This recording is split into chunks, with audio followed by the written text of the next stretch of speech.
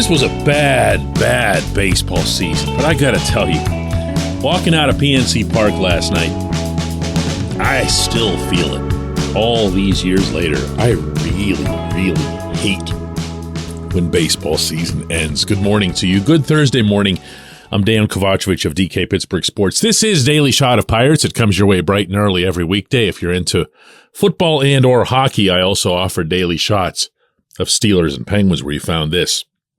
Pirates 5, Cardinals 3. The outcomes beyond immaterial. St. Louis resting most of their guys in advance of their usual trip to the playoffs. The Pirates doing just enough to hit just enough to overcome an early deficit. And so what? They finished the season with 100 losses exactly. They finished the season one loss better than a year ago. Exactly. And I'm not sure what it means. I'd like to get a little bit excited about 2023. I like a lot of what's in that clubhouse.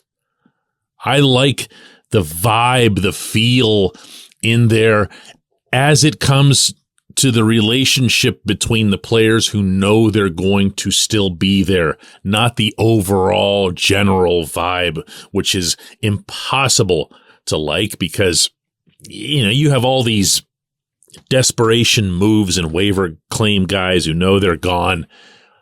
But between the guys who matter, there's a neat little click there. I asked Jack Sawinski about it after the game. I think we have a pretty special group here. You know, a lot of younger guys mixed in with some other older guys, but I think that there's a lot of talent, and we can just do really good things offensively, defensively, pitching, so it should be exciting. That's echoed through every corner of the room. They believe that they have something good there, but I believe that that something good needs to be augmented. And I want you to listen carefully to hear that Derek Shelton does too, because I asked the manager after this game. Well, just listen to it. How far away is this team, Shelty? That's a good question. I think we're closer to say how far away we are, right now. I think it's going to matter on what we do into the offseason. But just with what you have, though. Yeah, I think we're in good shape, and I think, we talked in the pregame from let's look at August 1st on with these group of young kids and the way they're playing and how they're doing it. It says that, we put a process in place and it's really starting to show. Catch that part there about the offseason? He is not the type to do message sending to Ben Cherington, okay? So don't over-interpret it. But he also knows, and this is the point that I want to make here, that this group needs support. It needs help. And that help has to come from the outside. This portion of Daily Shot of Pirates is brought to you by our friends at North Shore Tavern. That's directly across Federal Street from PNC Park. It's home of Steak on a Stone, an eating experience, underscoring the word experience. The steak is brought to you partially cooked on an 800-degree stone, and you do the rest. It's a ton of fun, it's a great meal, and it's a baseball atmosphere like no other in Pittsburgh. North Shore Tavern, right across Federal Street from PNC Park. Will it come, this help? Will Ben Cherington bring in real live players at first base?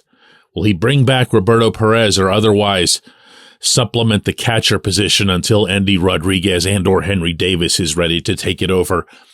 I don't know. All I get whenever I talk to people associated with the Pirates is next year isn't the year. This isn't the one. This isn't the time. Why? Do we have to keep doing this same exercise where we work our way around the everyday 8 on the diamond? And acknowledge, as I just said, that you need a first baseman and you need a catcher.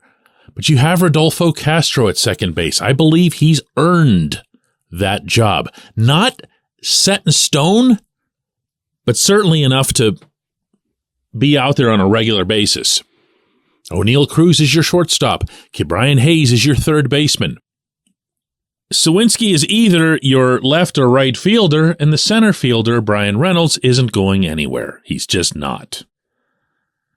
From there, you've got a handful of younger guys who could either be spare parts or bench pieces, and I'm talking more about the Diego Castillo, Tucupita Marcano types. And you've got starting pitchers of all things, of all the rotten things that happened to this team in 2022, the most pleasant surprise came in the most important area, meaning the maturation of Mitch Keller, the growing up in a similar way of JT Brubaker, Roansy Contreras arriving in the majors for real, Johan Oviedo, who pitched last night, had a little bit of a tough spell in the first couple innings, but straightened himself out. Certainly has the stuff. Luis Ortiz throwing 100 miles an hour. That, too, isn't a done deal, and obviously neither is the bullpen, though I'll take my chances with David Bednar, a healthy Bednar, at closer, and Yerry De Los Santos, a healthy De Los Santos, as a setup guy or someone else who's helping in the back end. And from there, every team in baseball is searching for middle relief constantly. Go out and get a handful. They don't cost much. Do you see what I'm doing here, though?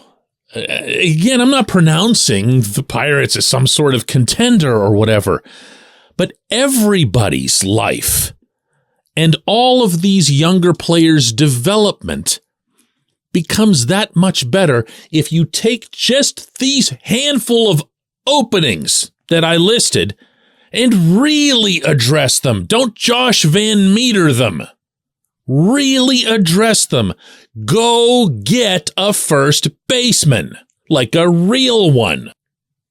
Get another starting pitcher, a real one, because Ortiz is not going to start 2023 in the majors. And get a bunch of bullpen guys. Don't worry about, because again, they don't cost much anyway, and you never want to overpay for a reliever, with all due respect to all of my friends who've been relievers in the majors. You don't want to write excessive paychecks. This isn't a big ask on anyone's part. Why is it that the Pirates are so guarded about just saying, hey, we're gonna try next year. We're actually gonna try. When we come back, J1Q.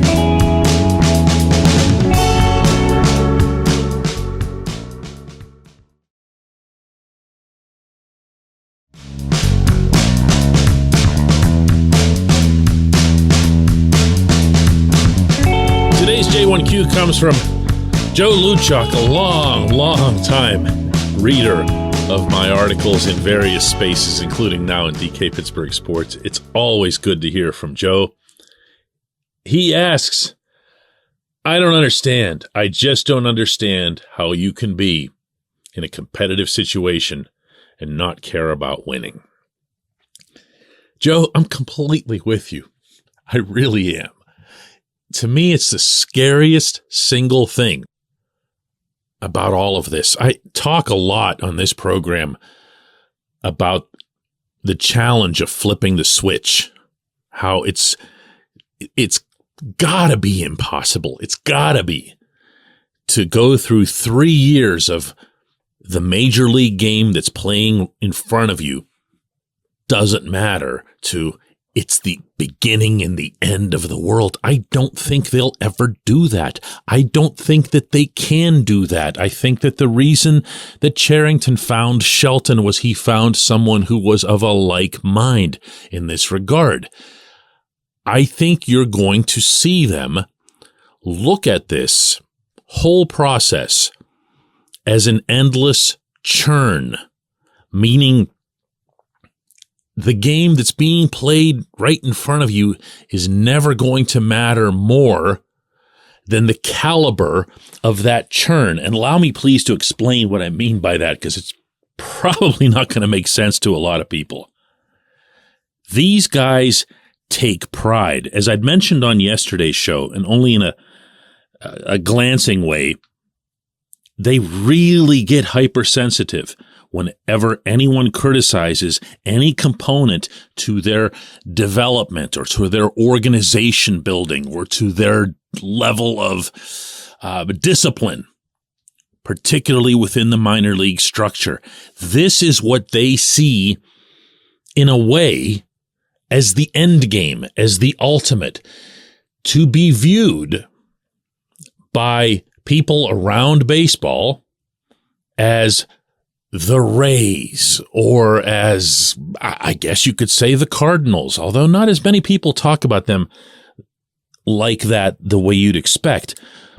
And I think part of the reason for that is the Cardinals have always done pretty well at getting prospects, but they've been spectacular at development.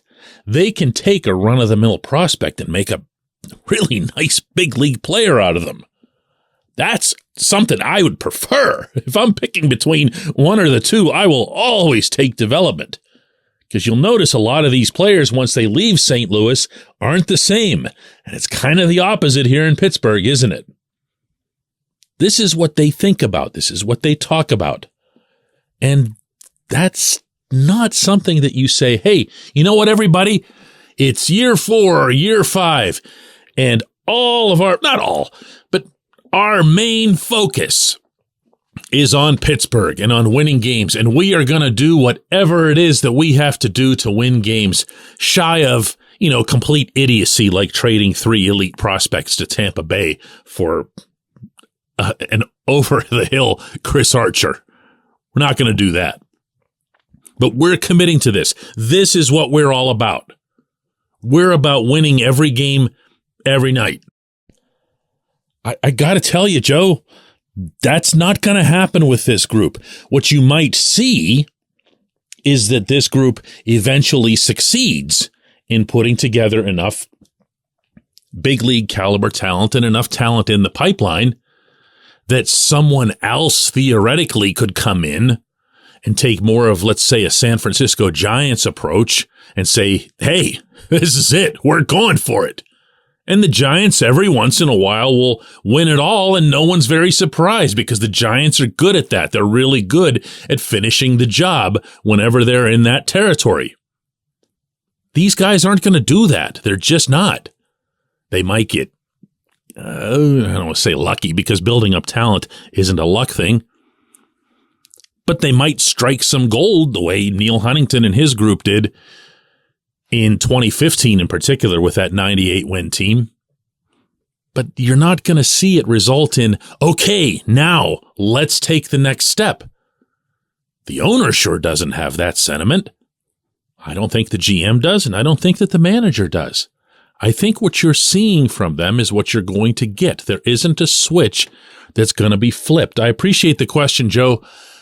I appreciate everybody listening to Daily Shot of Pirates today and all season long. And for anybody who isn't aware of this show doesn't stop whenever the sport stops. I will keep talking about the Pirates all year round. Wow, right? Let's do another one tomorrow.